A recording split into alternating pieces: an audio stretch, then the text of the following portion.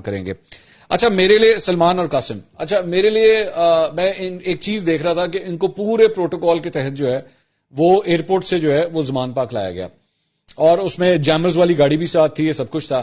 میرا صرف ایک سوال ہے, اور خاص طور پہ پی ٹی آئی کے لونڈے لپاڑوں سے میرا سوال ہے, اس پروٹوکول کے اوپر اب برا لگتا ہے, یہ والا پروٹوکول برا لگتا ہے؟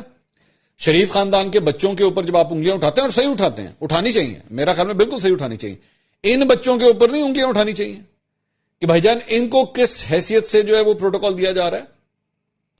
ایک موجودہ وزیر اعظم کے بچے نہیں ہیں, سابق وزیر اعظم کے بچے ہیں. کیا یوسف رضا گیلانی کے بچوں کو یہی ٹریٹمنٹ دیا جاتا ہے؟ راجہ پرویز اشرف کے بچوں کو ایگزیکٹلی یہی ٹریٹمنٹ دیا جاتا ہے؟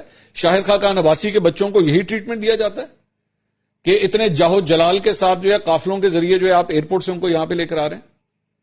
نہیں کریں گے نا, یہاں آ کے زبان بند ہو جائے گی. میں سیکورٹی دینے میں مجھے کوئی اعتراض نہیں, میں کہتا ہوں ہمیشہ, میں ہمیشہ اس بات میں ہوں